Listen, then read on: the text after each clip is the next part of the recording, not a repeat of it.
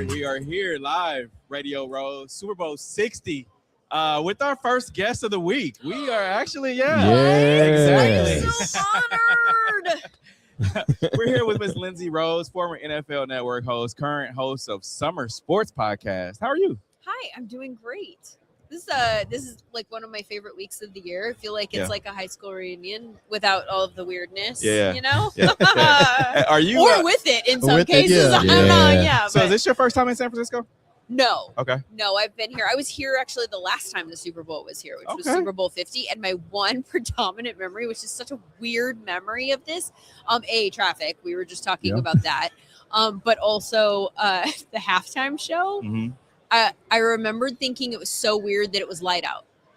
Yeah. Like it ruins the whole vibe. And I'm a little bit worried about the halftime show taking place when it's still light out. Yeah. Because it was the Coldplay one back then. And we did the flip cards and stuff like that. And first of all, Super Bowl audiences are a little bit more corporate. And so they're a little bit too cool for everything. Too cool for school. So the vibe is definitely not what it is at your Super Bowl party. You want to especially this one with Bad Bunny, you want to get up and dance and have fun. That's probably not going to happen inside the stadium. I won't be there. But I remember last time thinking that the Coldplay thing felt like it fell flat in the stadium. Yeah. But I thought it was partially because they couldn't do any of the cool light stuff that they do. Right.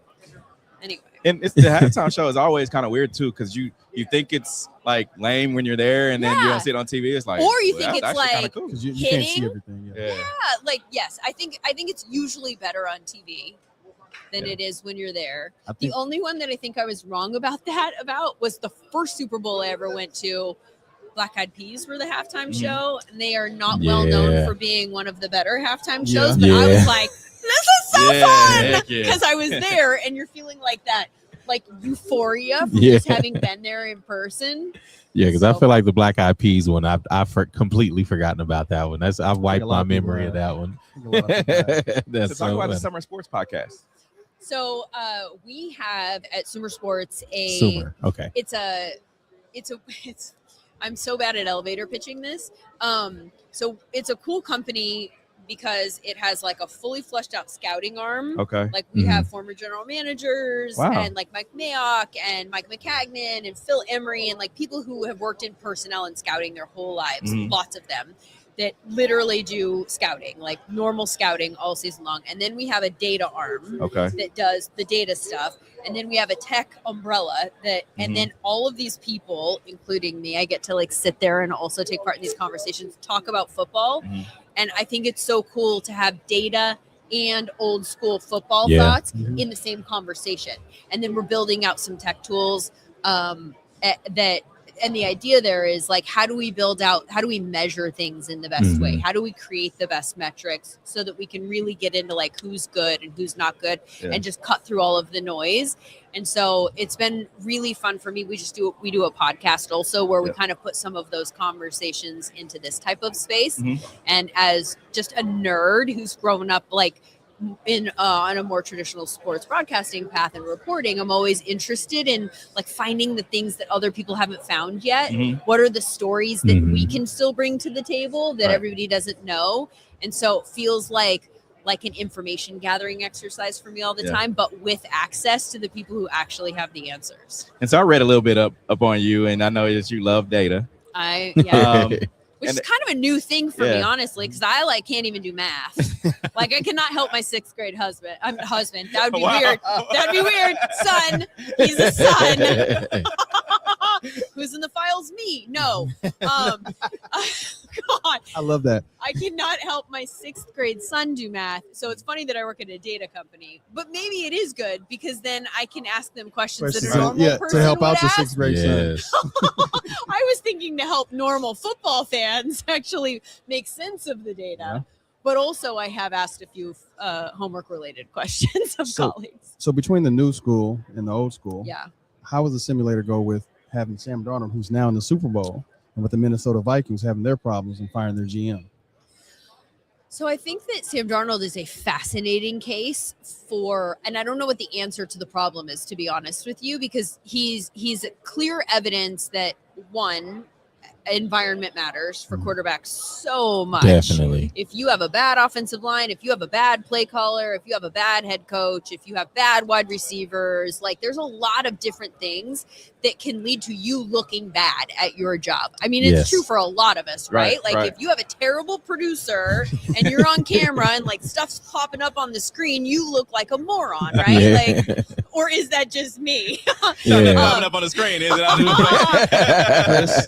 But I think that he's clearly a guy that is maybe the best example that's come of that in that time, where like we could point to reasons it didn't work in New York, but then it sounds like an excuse. We could point to reasons that it didn't work in Carolina, but then it sounds like an excuse. I think there's a difference between excuses and explanations, and I think that he's the perfect example of somebody who, I think what we learned in the first few years of his career is that maybe he was not like a Patrick Mahomes who lifts all tides. Maybe we did learn that, but we didn't learn if he was good enough, if everything else was good.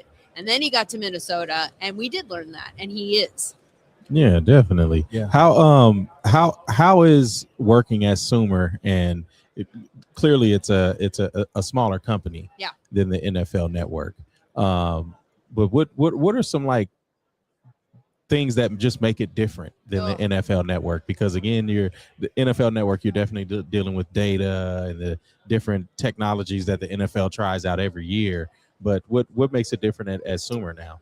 So the main thing for me is that I think when you work for a big network that is a TV network in particular, the goal is always to reach the broadest audience. It's to reach the biggest audience, and that's the number one goal, is to reach as many people as possible. And which makes sense. They're putting a lot of money into the product. They want to get money back from the product.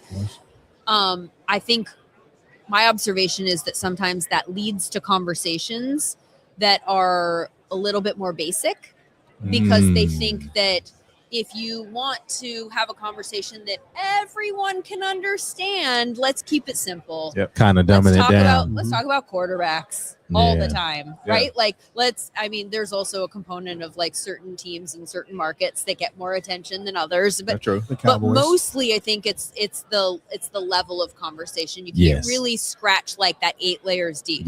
Sumer's been fun because the goal is to create products that change thought leadership, right? Like we want to like break through and educate people about football in different ways and create products that make it easy to learn things that you didn't know before about football. And so the goal is to have conversations that aren't being had in other places. And so how does that affect your prep? Because for the NFL Network, I'm sure your prep is a couple hours before the show. But how does it make your prep a little more in depth? My prep is way more in depth. It's also more constant, right? Like these 32 teams, we know all of the deep data things, like what your strength, weaknesses, like different players.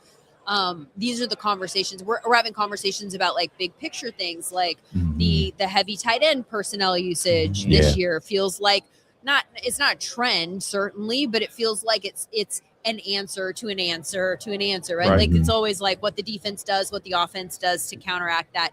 And so I think we're having more conversations that are like that are like, what are teams doing to counteract? Like we had a lot of conversations about too high, right? Particularly because of the quarterback of this team who was like, you can't let him take you over the top. And so I think that kind of stuff is really fun for me as somebody who, again, grew up as more of just a traditional sports reporter and always wanted to find that piece to the puzzle that wasn't being discussed elsewhere. This is very much my speed, having these types of conversations and living in the weeds as opposed to skimming the surface, which isn't to say like, I mean, obviously like not one isn't better than the other. I'm not dogging that, but it's just a very specific type of approach that's different than ours now. And that's where I was going next. Like, do you miss the sideline reporting at all? I don't miss sideline at all. There is no part of me that misses sideline. I didn't like sideline when I was doing sideline. Okay. Yeah. Sideline specifically was a means to an end for me. Just like, this is the job that they are offering you that will give you access. I never felt like it was my comfort zone. Gotcha. And I always felt like, there's a flow of the game. And I was like, they're going to come to me and people at home are going to go, shut up, get back to the action. And I get it. You know what I mean? Yeah. Like, I'm somebody who understands that when they go to ask a coach questions in between the first quarter and the second quarter, I'm like, why are we doing this? Yeah. Because the game's already started most of the time. Okay, yeah. And then they're not going to tell you anything and whatever. I wish, but by the way, I think that sideline reporters do a very, very hard job because you have to prepare for all scenarios and you don't know what scenario is going to pop up in the game. And if it does pop up in the game, you better be ready to tell that story. Yeah. So you're telling 30-second stories, get in, get out. It better make sense. And regardless of what happens, you better have it. So you're preparing like 100 stories, probably not 100, but you have this, and then you're telling 5. Yeah. You know what I mean? Yeah. So you feel like you're stressed out like the whole time, and then you're not doing most of your work. Like it's just not going anywhere. So thank God for Twitter, so that some of these sideline reporters can at least just go, here's what I did not say in the game. Yeah. But sideline was not my jam. I'm much more hosting, having conversations. Now I love being in a position to do a little bit more analysis and be a part of the conversations and not just asking questions. Definitely. That's really cool. How can people get in contact with you? Where can they hear Sumer Sports? So Sumer, so the podcast Sumer Sports Show, you can find that wherever you get your podcast. The website is where I would suggest that people go. We've got a lot of really cool offerings that we've built out in the last couple of months, products that I think that your audience would love. My favorite thing that we have built, and it's at sumersports.com, is called Sumer Live. And it is a live dashboard that you can pull up and follow as the game is going on. And it's like a play-by-play feed, just like it would be if you opened up ESPN or whatever and you just wanted to see what the plays were. Down and distance. It's like that. But every single play that will pop up will also have 12 personnel, heavy box, cover 3. Got you.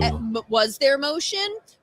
Play action, like all of that kind of stuff is in the play-by-play thing. And then in addition to that, there's a team tendencies on the other side of the screen, and you can go look at, like we talk about 12 personnel a lot for the Seahawks this season. How much have they actually run it? Oh, look, I can see that they've run it. 32% of their plays have been out of 12. And then you can go down to the passing efficiency metrics and you can find out what their EPA per play is out of 12. And all of these numbers update after every single play live. Do you know where this can be some good information for?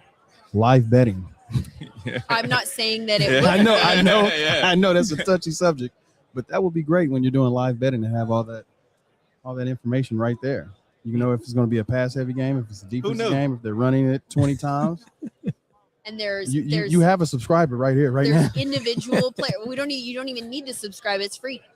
I'm there. Sumersports.com. I'm there. Just go click on the Sumer Live tab. There's also we have a draft show that's coming out. I told you about the blend of voices. Right. So that lends heavily to draft conversations. And so we made a TV show that's going to launch the Thursday after the Super Bowl. And it will be, we have a Big E from the WWE who is Etor Ewan, is amazing. Don't know if any of you guys are wrestling fans, but he's outstanding. He's our host. We'll have him on Wednesday or Thursday. Wednesday or Thursday, something like that. Outstanding. Okay. He's such a cool guy.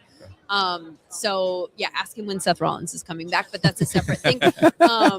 But yeah, so it's him. And I'm at the round table, and then we have a couple of different like scouting personalities that will do evaluations for the position group. Like the top names in the quarterback group will be the first episode.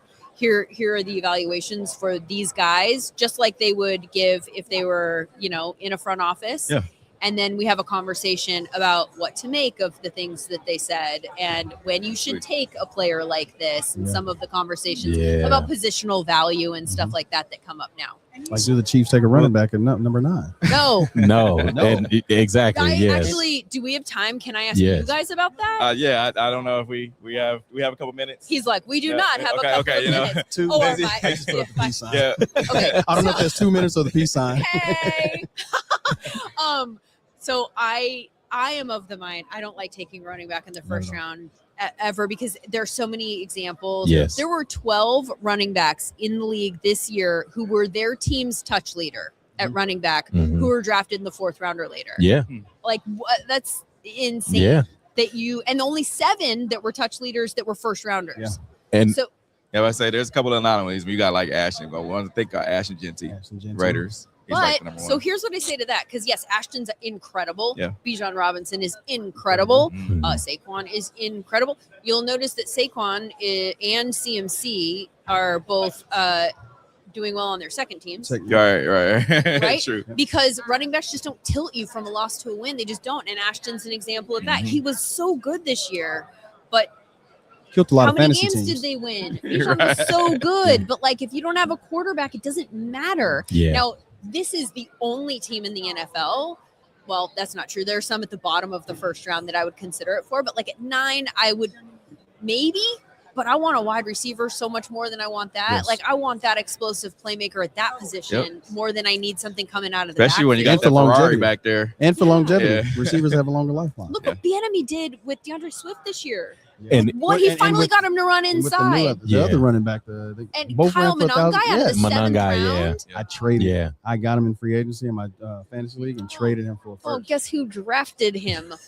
What? Right there. Yes. But that's a good pick too, because even when you look at Eric Bieniemy's first run with the Chiefs, like the running backs that he had and the production value that he got out of them, I mean, it raised the bar. So it's like you almost have to pick a Eric Bieniemy running back this year. Always listen. I always look for the best thing to give me. Listen, 2-time winner. So I'm always looking for an easy tilt to make me win the next year. Lindsey, we appreciate your time. Thank you guys for having Definitely. me. Thank you I very much. appreciate it. That's Miss Lindsey Rhodes, host of the Sumer Podcast. You can find that on anywhere you get your podcast. We'll be back. This is the W Show. Definitely tuning in.